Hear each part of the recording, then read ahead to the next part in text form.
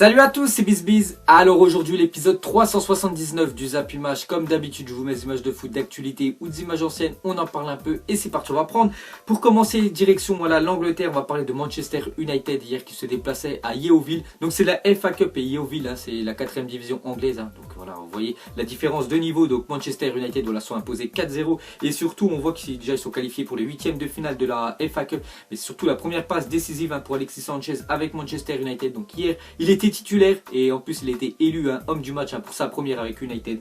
Donc voilà, bonne première impression de Sanchez. Ensuite, depuis le départ de Cristiano Ronaldo en 2009, seulement 11 buts sur 620 ont été inscrits par le numéro 7 de Manchester United. Donc on voit que le numéro 7 depuis le départ de Ronaldo, en fait on peut voir que c'est un numéro quand même maudit parce que Michael Owen qui a quand même remporté un ballon d'or au fil de sa carrière, il avait marqué seulement 5 buts en 31 matchs avec le numéro 7 Valencia, un but en 30 matchs. Di Maria où ça a été un flop total Manchester United, c'était 3 buts en 27 matchs et de paille, le nouveau joueur de l'Olympique Lyonnais. Avant bien sûr il jouait à Manchester United avec le numéro 7 dans le dos, il avait marqué seulement 2 buts en 33 matchs. Donc maintenant c'est Alexis Sanchez, donc on verra s'il va briser la malédiction du numéro 7. Ensuite on revient en France, on va parler du match avancé de la 23e journée de Ligue 1. Donc c'était le DFCO qui recevait le Stade Rennais et victoire de Dijon, voilà 2-1 face à Rennes. Donc un but de Balmont, une passe décisive de Balmont, un autre but de Tavares contre un but de Sarr, voilà pour Rennes. Donc belle victoire des Dijonnais que j'ai assisté, donc c'est très bien pour nous. Ensuite une petite stat sur Dijon. Donc on voit Dijon roi du spectacle. Donc en Ligue 1 cette saison c'est quand même 79 buts dans les matchs de Dijon,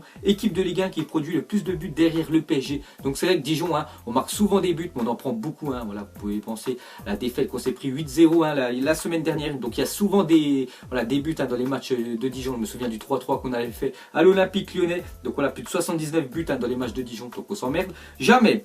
Ensuite jetez un coup d'œil aux affiches de la journée. Donc ça joue partout en Europe, en Ligue 1, en Ligue 2, en Liga BBVA, en Serie A, en Bundesliga et en FA Cup, en Angleterre, parce que la journée de Première Ligue, n'oubliez pas qu'elle est mardi et mercredi. Ensuite, à parler de Montpellier qui promet de bouger le PSG. Donc quand vous regardez la vidéo, donc le match doit se dérouler entre le PSG et Montpellier. Donc n'oubliez pas qu'au match aller, le Paris Saint-Germain avait perdu leurs 2 premiers points de la saison. C'est à Montpellier, ils avaient fait le score, je crois, 0 partout. Donc ils n'avaient pas réussi à marquer. Et Montpellier, on sait qu'ils ont vraiment une très grosse défense. Et cet après-midi, ils se déplacent au Paris Saint-Germain. Donc ils promettent de bouger le PSG. Donc on verra s'ils auront réussi leur coup ou pas. Ensuite, on va parler de Pietro Pellegrini, seulement 16 ans. Donc passera demain sa visite médicale avec l'AS Monaco. Il y signera un contrat de 5 ans pour un transfert de 25 millions d'euros, montant record pour un joueur de cet âge-là. Donc je ne vais pas vous mentir, je ne le connais pas du tout ce joueur-là, Pietro Pellegrini. Donc à seulement 16 ans. Mais si vraiment l'AS Monaco veut mettre autant d'argent, parce que 25 millions, c'est quand même énorme pour un joueur de 16 ans. Donc c'est vraiment qu'il a vraiment un très bon talent. Donc normalement ça devrait être officiel lundi. Donc on en reparlera en début de semaine. Ensuite officiel, Diego Simeone, donc c'est l'entraîneur de l'Atlético de Madrid, écope de 3 matchs de suspension en Coupe du Roi après avoir été exclu face à Séville et pour avoir applaudi l'arbitre. Donc il a dû péter un câble, donc j'avais pas vu l'action, donc il a dû applaudir l'arbitre parce qu'il a fait n'importe quoi. Donc il a pris 3 matchs de suspension. On va continuer avec la Coupe du Roi. Donc hier j'avais dit les 4 qualifiés et on sait déjà le tirage au sort des demi-finales.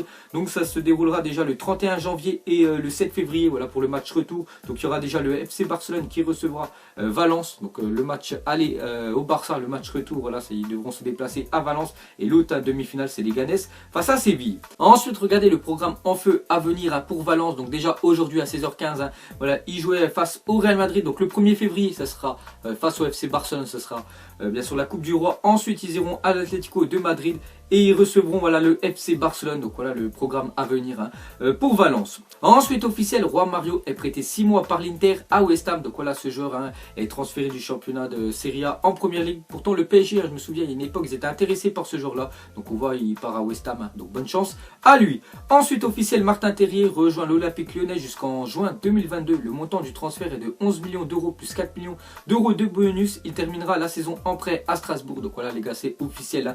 L'attaquant lillois qui était prêté cette année à Strasbourg, donc il va rejoindre l'année prochaine l'Olympique Lyonnais, on va dire pour 15 millions d'euros si on inclut le bonus. Ensuite, selon la Gazzetta del Sport, l'Inter Milan a trouvé un accord avec Icardi sur son nouveau contrat. L'Argentin touchera 7 millions d'euros par an et sa clause libératoire est à présent à 200 millions d'euros. Donc pas mal pour Icardi. Donc avant sa clause était de 110 millions d'euros, mais vu qu'ils ont augmenté son salaire, il touche plus de 7 millions d'euros par an, le même salaire quand même que Hatem Ben Arfa. Donc là, Hatem Ben Arfa ne joue pas, donc on peut voir la différence bien bien sûr.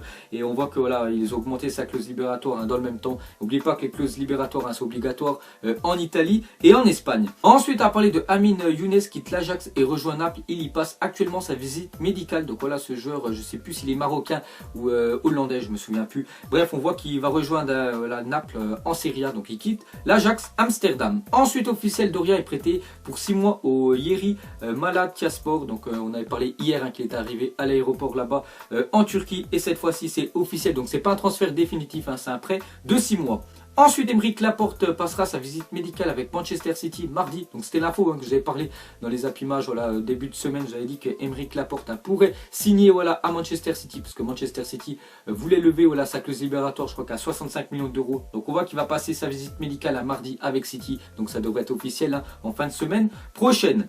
Ensuite, une déclaration de Kingsley Coman. Donc voilà, l'attaquant ultra rapide du Bayern Munich. Il a dit: si je devais quitter le Bayern un jour, je devrais aller dans un club encore plus grand. Et il n'y a pas plus grand que le Bayern. Donc voilà, une déclaration quand même d'amour pour le Bayern. Et il a aussi dit: il n'y aura alors qu'une seule option, aller dans mon club préféré, Paris. Parce que voilà, il est né quand même à côté de Paris, bien sûr, Kingsley Coman. Il a joué, enfin il a fait toutes les sections jeunes au PSG avant d'être transféré, je crois, à la Juventus et de finir au Bayern. Donc voilà, pour lui, s'il quitte le Bayern, c'est pour aller au PSG.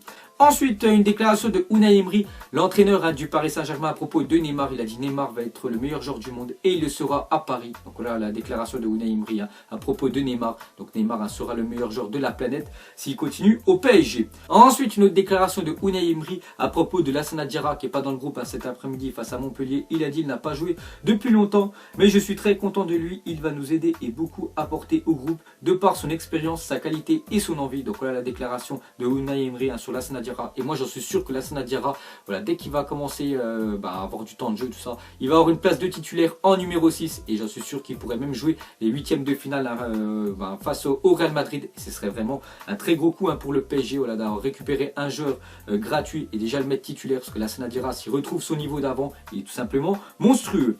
Ensuite, à parler de Cristiano Ronaldo, c'est où il veut jouer la saison prochaine. Donc Ronaldo, c'est un peu le feuilleton depuis quelques semaines. Donc il avait des envies de partir. Donc il a réglé tout ça. Donc Ronaldo a fait un choix sur son avenir. Donc juste une déclaration, voilà, je vais vous la dire. Donc Ronaldo, il a dit: j'aime vivre ici, donc à Madrid.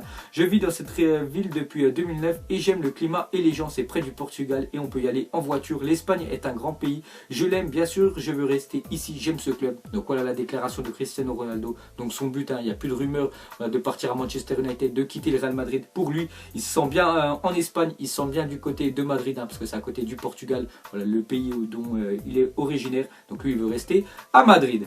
Ensuite, une déclaration cette fois-ci de l'entraîneur du Real Madrid, Zinedine Zidane, qui est vraiment pointé du doigt ces temps-ci à cause des mauvais résultats. Donc il a dit: suis-je inquiet pour mon avenir? Si je pense ça, je dois m'en aller dès demain. Cela fait partie du football, on doit passer par de bons et de mauvais moments. Donc c'est vrai qu'il n'avait pas trop connu de mauvais moments avec le Real Madrid. Et ces temps-ci, c'est vrai que je pense que c'est ça.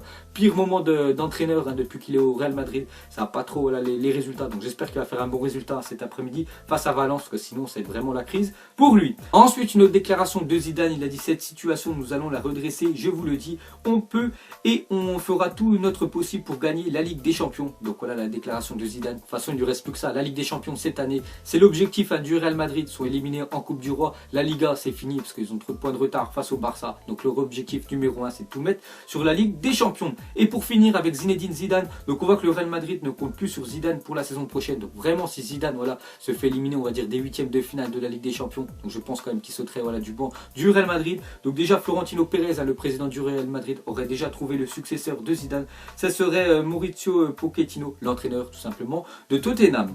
Ensuite, une déclaration, cette fois-ci de Lionel Messi. Il a dit: mon objectif n'est pas de remporter des prix individuels, que ce soit le Ballon d'Or ou le Soulier d'Or. Notre objectif avec Barcelone est de gagner chaque compétition dans laquelle nous sommes engagés. Donc voilà l'objectif vraiment pas mal de Messi. Donc lui, il s'en fiche de tous les trophées individuels, le Ballon d'Or, Soulier d'Or, tout ça, il s'en fiche. Il veut juste tout gagner avec le FC Barcelone.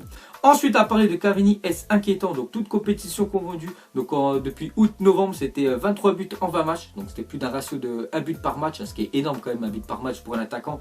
Voilà, c'est monstrueux. Et depuis décembre, ça va beaucoup moins bien pour Cavani, seulement 3 buts en 10 matchs. Donc en plus, il n'arrive pas à dépasser le record de Zlatan Ibrahimovic qui est de 156 buts. Donc les deux ils sont ex-aequo. Voilà, le prochain but de Cavani il passera à 157. Donc j'espère qu'aujourd'hui il va le battre face à Montpellier. Ensuite une déclaration de Fabinho, car demain en Ligue 1 il y a le très gros match entre Marseille et Monaco. Donc déjà il a dit le Vélodrome c'est peut-être la meilleure ambiance de France. C'est l'un de mes stades préférés en France pour l'ambiance. Donc c'est vrai que s'il compare l'ambiance du stade Louis II et l'ambiance du stade Vélodrome, donc ça n'a rien à voir, hein, bien sûr. Marseille les gars c'est chaud bouillant. Donc voilà ce qu'a dit Fabinho sur l'ambiance de Marseille. Donc je pense que les supporters marseillais vous allez être contents. On va continuer avec quelques stats sur ce match là. Donc Marseille, on voit que déjà Monaco c'est la bête noire de Marseille, parce que 4 matchs, 4 défaites, 18 buts encaissés depuis l'arrivée de Rudy Garcia au poste d'entraîneur de Marseille. Donc c'est vraiment l'équipe que Marseille n'aime pas affronter, Monaco. Sinon on continue avec Rudy Garcia, enfin l'heure face au gros, parce qu'en Ligue 1 avec Marseille face aux Big 4, donc les 4 plus grosses équipes de Ligue 1, donc 0 victoire en 8 matchs. Donc on voit que Marseille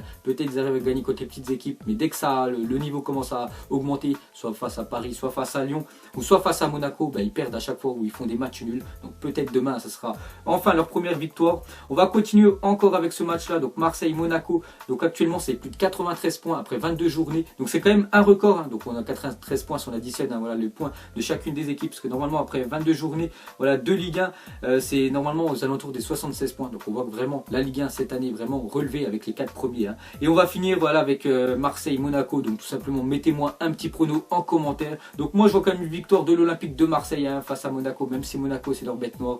Voilà, c'est rien à voir le Monaco l'année dernière par rapport à celui de cette année. Donc Marseille je les vois s'imposer demain, et je vais mettre un 3-1 pour Marseille. Donc voilà les gars, la fin de Zappimage 379. Donc ça vous a plu, un petit like et je vous ferai l'épisode 380 lundi. Donc moi je vous laisse et je vous dis à la prochaine comme d'habitude. Allez, ciao à tous. Salut, salut, salut, salut, salut, salut, salut, je t'en